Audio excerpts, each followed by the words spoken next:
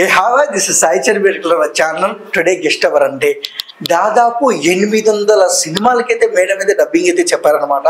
Dubbing ఎలా ఉంటుంది అంటే 800 సినిమాలు అంటే ఎప్పటి నుంచో ఇప్పటి వరకు అప్పుడు ఎలా ఉండేది డబ్బింగ్ చెప్పేటప్పుడు, ఇప్పుడు ఎలా ఉందో. అండ్ ప్రియాంక గారు అయితే మన పక్కనే ఉన్నారు, ఆవిడని అడిగితే మనం తెలుసుకుందాం. మేడం నమస్తే. నమస్తే అండి. మేడం ఫస్ట్ ఆఫ్ ఆల్ మీరు డబ్బింగ్ ఆర్టిస్ట్ కావాలని మీరు అనుకున్నారా, అయిపోయిందా? మేమేం అసలు అనుకోలేదండి. ఓకే, అసలు అనుకోలేదు. మా అక్క బావగారి ఇంట్లోనే ఉండేదాన్ని చిన్నప్పుడు. ఎక్కడ మేడం? చెన్నై. బావగారు వచ్చి ప్రొడ్యూసర్. సరదాగా డబ్బింగ్ చూడటానికి వెళ్ళామన్నమాట. అక్కడ నా ఏజ్ గ్రూప్ పాప యాక్ట్ చేసింది మూవీలో. మంజుల గారు డాక్టర్, తన పేరు బేబీ శ్రీదేవి. అన్ఎక్స్పెక్టెడ్గా రవిరాజా పిన్సెట్టి గారు నా వాయిస్ చెక్ చేశారు, ఆయనకి నచ్చిందనమాట. నాకైతే డబ్బింగ్ చెప్పడం తెలియదు అసలు. జస్ట్ వాళ్ళు ఏదో చెప్తే నేను చెప్పాను మైక్ ముందు నిలబడి, అసలు అది ఏంటో కూడా నాకు తెలియదు. వాళ్ళకి నచ్చిందనమాట, ఓకే చేస్తారు. అందులో దగ్గర ఒక 15-16 సీన్స్ ఉండి సినిమా అంతా పాపే ఉంటుంది అనమాట. మరి అప్పుడు నాకు డబ్బింగ్ చెప్పడం తెలియదు కాబట్టి దగ్గరుండి చెప్పించారు. 4 days చెప్పా. రోజుకి 2 days 3 days సీన్స్ అయ్యే కష్టం అనిపించేవి. తెలియనప్పుడు కష్టం అనిపిస్తుంది కదా. మేడం ఫస్ట్ ఆఫ్ ఆల్ అంటే మనకు తెలియని ఫీల్డ్ వెళ్ళినప్పుడు అందులో మీరు చిన్న వయసులో డబ్బింగ్ అంటే భయం ఏం లేదా మీకు? అయ్యో నేను చెప్పలేను. భయం అంటే అసలు డబ్బింగ్ ఆర్టిస్ట్ని అవుతాను అనుకోలేదు కదా. ఇది అన్ఎక్స్పెక్టెడ్ గాడ్ గిఫ్ట్ అని చెప్పాలి. భయం వేసింది. అంటే వాళ్ళు యాక్ట్ చేసిన దానికి మనం డబ్బింగ్ వాయిస్ ఇవ్వాలి. వాళ్ళు నవ్వితే మనం నవ్వాలి, వాళ్ళు ఏడిస్తే మనం ఏడవాలి. ఒక్కొక్క సీన్లో ఎక్కువ డైలాగ్స్ ఉంటాయి. ఒక్కొక్క సీన్లో ఫస్ట్ సీన్ చూడగానే భయపడేదాన్ని, ఎలా చెప్పాలి అసలు, నేను ఎందుకు ఇక్కడికి వచ్చాను, ఏదో సరదాగా చూద్దామని వస్తే వాయిస్ చూసారు, ఓకే అయిపోయింది, భయపడుతూనే చెప్పాను అనమాట. కానీ through out character cinema release అయ్యాక చూస్తే మొత్తం సినిమా అంతా పాపే ఉంటుంది. మంజుల గారు 2 కూతురు యాక్ట్ చేశారనమాట. అందులోను పెద్ద కూతురు మెయిన్ హీరోయిన్, తనకి వచ్చి సరిత గారు చెప్పారు డబ్బింగ్. 2వ కూతురికి నేను చెప్పాను అనమాట. అండ్ మేడం అంటే చెన్నైలో ఉండేవాళ్ళు మీరు, అండ్ సేమ్ టైం అంటే తెలుగులో డబ్బింగ్ చెప్పారా, వేరే లాంగ్వేజ్లో ఏమైనా చెప్పారా? తెలుగే చెప్పానండి. ఫస్ట్ తెలుగే చెప్పాను. ఫస్ట్ ఒక వినాయకుడు మహత్యం అని ఒక సినిమా వచ్చింది, దాంట్లో జస్ట్ ఏదో చూసారు. ఇది ఈ రుక్మిణి తర్వాత అది చూసారు. ఈ 2 ఒకేసారి అనమాట. ఎంత వయసులో చెప్పారు డబ్బింగ్? చాలా చిన్న వయసు అండి. ఎంత ఉండొచ్చు? 16 కాదు, 12 years. చెప్తున్నాను కదండి, నేను డబ్బింగ్ ఆర్టిస్ట్ అవుదామని అనుకోలేదు. అన్ఎక్స్పెక్టెడ్గా నేను చూడటానికి వెళ్తే వాళ్ళు చూసారు నా వాయిస్. నేను డబ్బింగ్ చూడటానికి వెళ్ళాను అసలు సరదాగా వెళ్తే వాళ్ళు నా వాయిస్ చూసారు. అందులో నా ఏజ్ గ్రూప్ పాప ఉండబట్టి. ఓకే. ఇండస్ట్రీకి అంటే డబ్బింగ్ ఆర్టిస్ట్ అనుకోకుండా వచ్చారు అంటే మీ గోల్ ఏంటి, ఏమవుతాం అనుకున్నారు? సింగర్ అవ్వాలని. నాకు చాలా ఇష్టం సింగింగ్ అంటే. సింగర్ అవ్వాలని. మనిషర్ గారి దగ్గర కోరస్ పాడాను, కీరవాణి గారి దగ్గర కోరస్ పాడాను. అయితే మరి ఇంక ఈ డబ్బింగ్ అప్పట్లో అంటే ఇప్పుడు పెళ్ళయి పిల్లలు పుట్టాక కొంచెం గ్యాప్ వచ్చింది. కానీ పెళ్లి కాకముందు అయితే రోజుకి 2-3 సినిమాలు చెప్పేదాన్ని. ఇంకా ఆ బిజీలోని నాకు సింగింగ్ ఇంకా ట్రై చేయాలి, ఇంకా అదేమనిపించలేదు. నాకు టైం దొరకలేదు కూడా, డబ్బింగ్తో సరిపోయింది. అండ్ మేడం ఎప్పుడైనా అంటే చాలా పెద్దవాళ్ళ దగ్గర పనిచేస్తాను మీరు, నీకు ఎప్పుడైనా ఈ పాట నేను పాడింటే బాగుండు, నేను పాడితే ఇంకా బాగుంటుంది అని ఎప్పుడైనా అనుకున్నారా ఏదైనా పాట విన్నప్పుడు? నాకు అనిపిస్తుంది కదా. ఇంకోటి మరి మనం ట్రై చేసుకోలేదు. ఇక్కడ నేను బిజీ అయిపోవడం వల్ల ట్రై చేసుకోలేదు. ట్రై చేసుకుంటే ఒకవేళ ఛాన్స్ దొరికేదేమో, మేబీ పక్కా దొరికేది madam. And madam first of all అంటే 12 years డబ్బింగ్ చేసిన తర్వాత, సినిమా రిలీజ్ అయిన తర్వాత బెస్ట్ కాంప్లిమెంట్ ఎవరి నుంచి వచ్చింది మీకు? మీ ఫ్యామిలీ నుంచి కానివచ్చు, ఫ్రెండ్స్ నుంచి కానివచ్చు? ఫ్యామిలీ ఆశ్చర్యపోయారు నా డబ్బింగ్ థియేటర్లో రిలీజ్ అయినప్పుడు చూసి. అలాగే రవిరాజా గారికి కూడా నా వాయిస్ చాలా నచ్చింది, అప్రిషియేట్ చేశారు. అసలు చాలా నచ్చింది అనమాట. అనుకున్నారా దాదాపు 800 సినిమాలు పైగానే నేను డబ్బింగ్ చెప్తానని? అనుకోలేదు ఎప్పుడు, అనుకోలేదు. ఓకే. అలా తెలియకుండా అయిపోయింది. మేడం ఎక్కువగా అంటే ఒక యాక్టర్కైనా ఒక డబ్బింగ్ ఆర్టిస్ట్కైనా ఒక ఒక యాక్టర్కి చెప్పేటప్పుడు ఒక ఆనందం ఉంటుంది. ఎక్కువ సార్లు మీరు ఏ క్యారెక్టర్ చెప్పారు అంటే ఈ హీరో ఈ హీరోయిన్ అని ఉంటుంది కదా, ఏ హీరోయిన్ చెప్పారు? నేను రాశి గారికి చెప్పాను, చార్మి గారికి, దీప్తి పట్నాకర్ గారికి, ఇలా చాలా కీర్తి చావ్లా గారికి, నిఖితా గారికి చాలా చెప్పాను. అండ్ మనం చార్మి గారికి అంటే ఆవిడ వాయిస్ మనం చూస్తుంటాం, ఒక్కొక్కసారి హార్డ్గా ఉంటుంది, ఒకసారి స్వీట్గా ఉంటుంది. మీరు ఎలా చెప్పేవారు? యాక్చువల్గా మనం డబ్బింగ్ చెప్తున్నప్పుడు వాళ్ళు ఎలా చెప్పారో మనం అబ్జర్వ్ చేయాలి ఫస్ట్. అది జయంత్ పరంజయ్ గారికి నేను వాయిస్ టెస్ట్కి వెళ్తే ఓకే అయింది. జయంత్ పరంజయ్ గారు చెప్పించారనమాట. అన్నీ కామెడీగానే ఉంటాయి ఆ సినిమాలో సీన్స్ అన్నీ హీరోతోని. అండ్ డబ్బింగ్ ఎందుకంటే మేడం ఒక్కరి వాయిస్ వాళ్ళు ఉండరు అక్కడ, వాళ్ళ జస్ట్ లిప్సే కనబడుతుంటాయి, కానీ మీరు ఇయ్యాలి వాయిస్. అప్పుడు చేసినప్పుడు ఎలా ఉంటుంది మేడం మీ ఫీలింగ్? అసలు కొంచెం కష్టంగానే ఉంటుంది. అంటే తెలుగు హీరోయిన్స్కి చెప్తున్నప్పుడు పర్లేదు బాగానే చెప్పేస్తాము, హిందీ హీరోయిన్స్కి చెప్తున్నాడు మాత్రం చాలా కష్టంగా ఉంటుంది. అంటే వాళ్ళకి తెలుగు తెలియదు కదా. ఇప్పుడు ఒక 5 డైలాగ్స్ ఉన్నాయి, అందులో ఒక డైలాగ్ అన్న వాళ్ళు తడబడిపోతారు, లేకపోతే మిస్ చేస్తారు. ఆ మిస్ చేసేది మేము కవర్ చేయాలి. అండ్ వేరే డబ్బింగ్ ఆర్టిస్ట్ ఇంటర్వ్యూ చేసినప్పుడు కూడా చెప్పారు, డబ్బింగ్ మోస్ట్ యాక్టింగ్ కన్నా డబ్బింగ్కే చాలా కష్టము, చాలా కష్టం. ఇప్పుడు వాళ్ళు యాక్ట్ చేసే దానికి మనం డైలాగ్ చెప్పిందే కాకుండా ఆ ఏడుపులు నవ్వులు, ఎందుకంటే ఒకటి పెద్ద పెద్ద సీన్స్ ఉంటాయి కదా అనిపిస్తుంది. అదే ఆ ఆర్టిస్ట్ డైలాగు కరెక్ట్గా చెప్తే మాకు కొంచెం ఈజీ అవుతుంది. అదే మరి హిందీ హీరోయిన్స్ అయితే అలా చెప్పలేరు, వాళ్ళకి తెలుగు తెలియదు కదా. దాన్ని అంతా మేము కవర్ చేసుకొని రావాలి, టైం కూడా చాలా పట్టేస్తుంది అనమాట.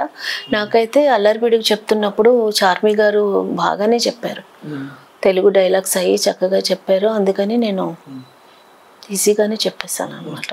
ఎప్పుడైనా మీరు డబ్బింగ్ చెప్తున్నప్పుడు అబ్బా ఈవిడకి కూడా నేను డబ్బింగ్ చెప్పాలా, నసరా బాబు ఈవిడ యాక్టింగే రాకుందని ఎప్పుడైనా అనుకున్నారు మేడం మీరు?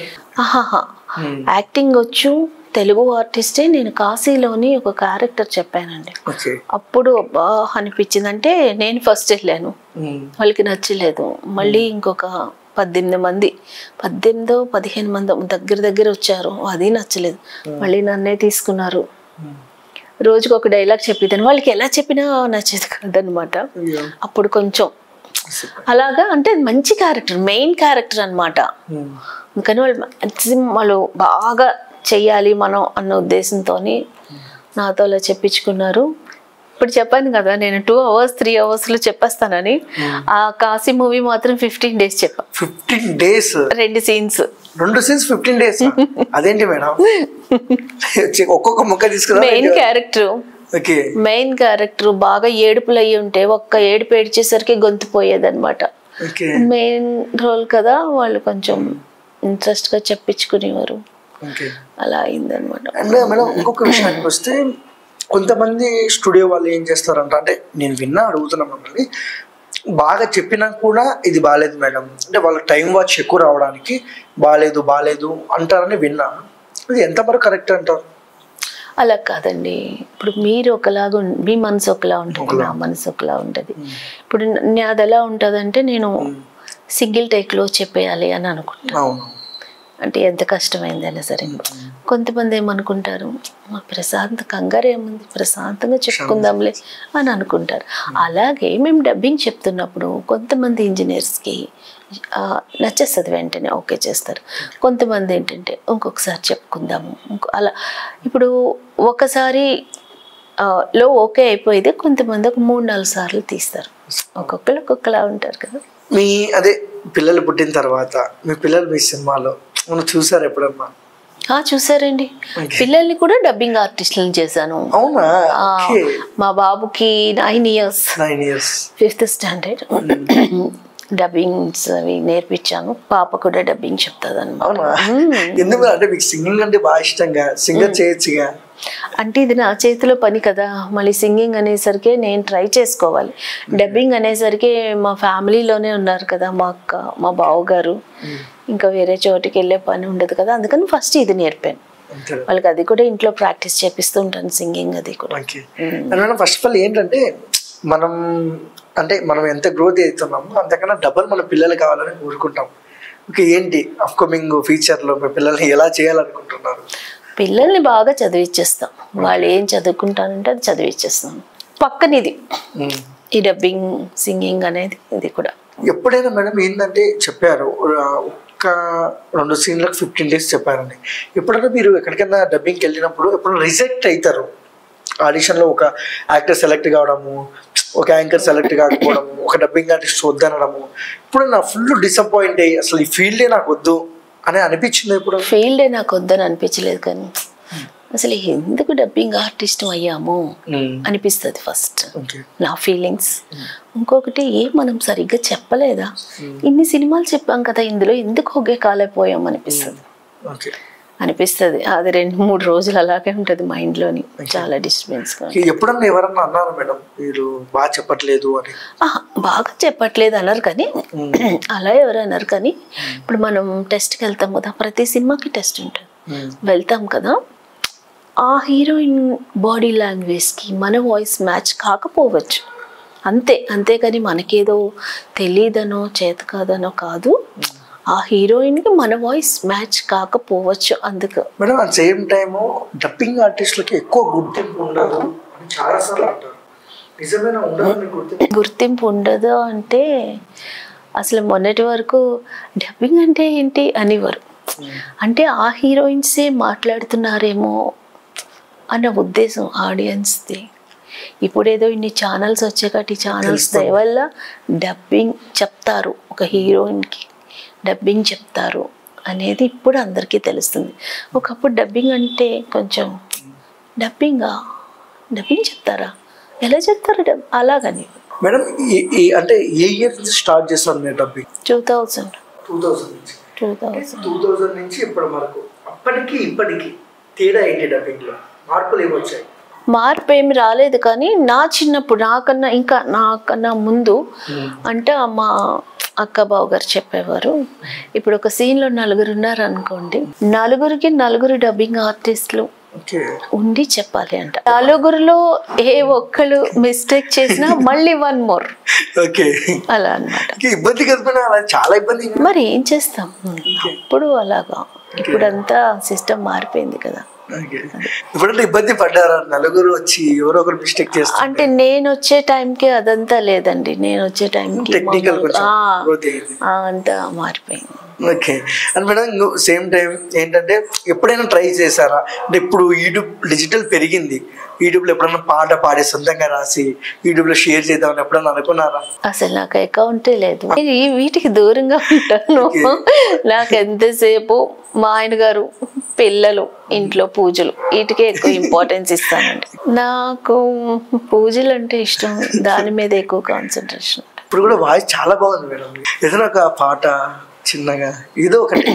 నేను అని లేను అని చెబితే చేస్తావు, నమ్మనని నవ్వుకొని చాలే పొమ్మంటావు, నువ్వు రాకముందు జీవితం గురుతైన లేదని, నేను కలుసుకున్న క్షణం నన్ను వదిలిపోదని, ప్రతి గడియ జన్మగా నీ గడుపుతున్నానని, ఈ మహిమ నీదేనని నీకైనా తెలుసాని, నీకు చెప్పాలని ఒకే ఒక మాట మదిలోన దాగుంది మౌనంగా, ఒకే ఒక మాట తనే నానే నానే తానే నానే. Okay, super madam. Okay madam, ఇంకొక విషయానికి వస్తే చక్రం మూవీ చూసారా మీరు? ఇదే చక్రం మూవీ. ఓకే మేడం, చక్రం మూవీ బ్లాక్ బస్టర్, ఏంటంటే చక్ర మూవీ రిలీజ్ అవుతుంది. సూపర్. నేను ఆ సినిమా అస్తమాను చూస్తాను. ప్రతి సినిమా చూస్తాను. మదర్స్ ప్రతి సినిమా కొన్ని చూస్తాను. ప్రభాస్ గారిది మదర్ సీన్స్ ఉంటాయి చాలా నాకు ఇష్టం. ఫాదర్ సీన్స్, పేరెంట్స్ ఇద్దరు కలిసిన సీన్స్ చాలా బాగుంటాయి. అందులో ఈ సాంగ్ ఉంటుంది కదా, జగమంత కుటుంబం నాది, ఏకాకి జీవితం నాది, సంసార సాగరం నాది అన్న సాంగ్ నాకు ఇష్టం. నాకు చాలా బాగుంటుంది మేడం. అంత జీవితం మొత్తం ఆ పాటలో ఉన్నట్టు అనిపిస్తుంది. అంటే సీతారాం శాస్త్రి గారి సాంగ్స్ బాగుంటాయి, చాలా బాగుంటాయి. తర్వాత చంద్రబోస్ గారి సాంగ్స్ కూడా లిరిక్స్ బాగుంటాయి కదా. ఇప్పుడు నాకు చాలా ఇష్టం, నేను వింటాను చంద్రబోస్ గారి. అంటే కీరవాణి దగ్గర చేస్తారు. కీరవాణి గారి దగ్గర ఎలాంటి పాటలు కోరస్ పాడారు మేడం ఆయన దగ్గర? కీరవాణి గారి దగ్గర పాడానండి చిన్నప్పుడు, బాగా చిన్నప్పుడు అన్నమయ్య అవి పాడాను అనమాట.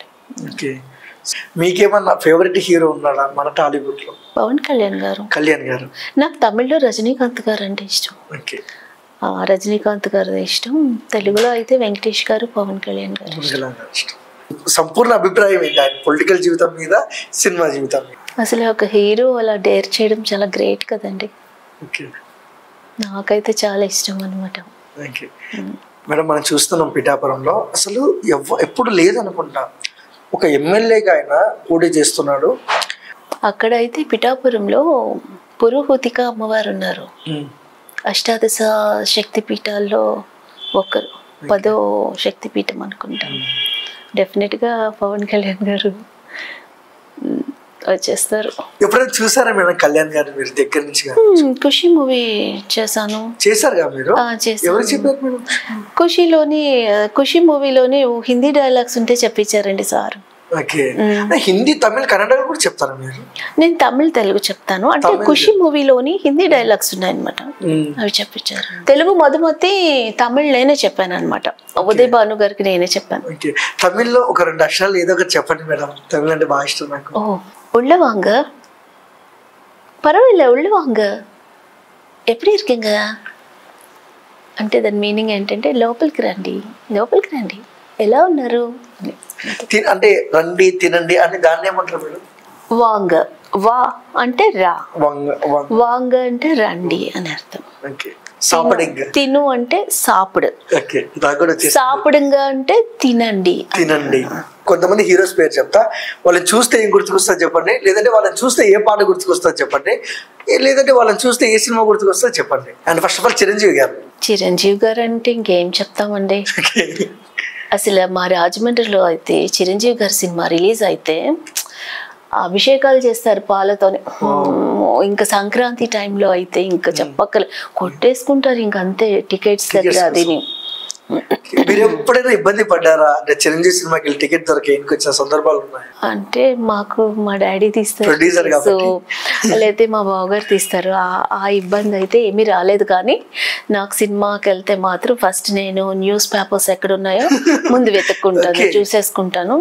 అందరూ రెడీ అయ్యే పనిలో ఉంటారు, నేను మాత్రం చిన్నగా పేపర్స్ చింపేసి. అంటే మీరు కూడా మాస్ ఫ్యాన్స్ అన్నమాట. ఆయన కనిపించగానే ఎవరైనా అలాగ అయిపోవాలి. ఓకే. అండ్ బాలయ్య బాబు గారు సార్ని చూస్తే నాకు నా అల్లరిపిడుగు మూవీ చెప్పాను కదా, అదే గుర్తొస్తుంది. అండ్ వెంకటేష్ గారు. వెంకటేష్ గారిని నేను తులసి మూవీ అప్పుడు చూసాను అనుకుంటా.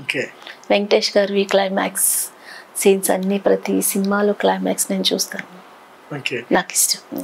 నాగార్జున గారు. నాగార్జున గారిది అంటే నాకు నాసామిరంగా సినిమాలోని ఒక సాంగ్ ఉంటుంది, చంద్రబోస్ గారు రాశారు అనుకుంటా, ఆ సాంగ్ అంటే చాలా ఇష్టం. పవర్ స్టార్ పవన్ కళ్యాణ్ గారు. ఏ పవన్ కళ్యాణ్ గారు ఖుషి చెప్పాను, తర్వాత జానీ చెప్పాను. అండ్ యంగ్ టైగర్ ఎన్టీఆర్ గారు. ఎన్టీఆర్ గారు డాన్స్ బాగా చేస్తారు. అండ్ ప్రభాస్ గారు డార్లింగ్. చక్ర మూవీ సాంగ్స్ అన్ని నాకు ఇష్టం. అస్మారా సినిమా చూస్తాను నేను. అందులోని ప్రభాస్ గారు పేరెంట్స్ క్యారెక్టర్ కూడా చాలా బాగుంటుంది అనమాట. ఉందండి, నాసామి రంగాలో నాగార్జున గారి మూవీలోని కీరవాణి గారు మ్యూజిక్ అనమాట. ఐ థింక్ చంద్రబోస్ గారు రాశారు అనుకుంటా ఆ సాంగ్. ఇంకా ఇంకా దూరమే మాయమవుతుంటే, ఇంకా ఇంకా ప్రాణమే దగ్గరవుతుంటే, తెలియని భావమేదో మనసులో తొంగి చూసే మౌనమే చెరిపి వేస్తుంటే, మాటలై పలకరిస్తుంటే, నిన్ను చూసి నన్ను చూసి చెప్పాలని చెప్పాలని అనిపిస్తుంది మని, గతము తిరిగి రాదని, రేపు అన్నదే లేదని, ఇప్పుడే నీకు నేనని. Super madam. ఇప్పుడున్న జనరేషన్లో మీ ఫేవరెట్ సింగర్ ఎవరు? నాకు ఎప్పుడు చిత్ర గారు, జానకి గారు. And me favourite music director? Keeravani గారు ఉన్నారు, దేవి ప్రసాద్ గారు ఉన్నారు. And madam so beautiful, so great. ఎందుకంటే ఒక ఆర్టిస్ట్కి, అదే డబ్బింగ్ ఆర్టిస్ట్కు పేరు లేని మాట వాస్తవమే. ఎందుకంటే బ్యాక్ ఉంటారు, చూసే జనాలు వాళ్ళు చెప్పారు అనుకుంటారు, వాళ్ళనే పొగుడతారు. సేమ్ డే అతి తొందరలో మీకు కూడా పొగడతాలు రావాలి. డిజిటల్ వచ్చింది కాబట్టి ఆటోమేటిక్గా మీకు వచ్చేస్తాయి. మీరు ఇంకా సింగర్ కావాలి మేడం, మీరు కానీ మీ పిల్లలు కానీ పెద్ద సింగర్స్ కావాలని మనస్ఫూర్తిగా కోరుకుంటూ. అండ్ చూసారు ఫ్రెండ్స్, ప్రియాంక గారు జర్నీ చాలా చక్కగా ఉందన్నమాట. అండ్ సేమ్ డే అనుకోకుండా ఏవైతే డబ్బింగ్ ఆర్టిస్ట్ అయ్యింది, అండ్ ఈసారి అనుకోకుండా అయితే సింగర్ కావాలనేది అయితే మనస్ఫూర్తిగా కోరుకుంటున్నాం. And all the best madam. And చూసారు ఫ్రెండ్స్, అండ్ ప్రియాంక గారి జర్నీ నచ్చింటే మీ కామెంట్ అయితే కామెంట్ సెక్షన్ లో తెలపండి అనమాట. అండ్ సేమ్ టైం మా వీడియో మీకు నచ్చినట్లయితే please like, share, comment, subscribe, and thank you for watching.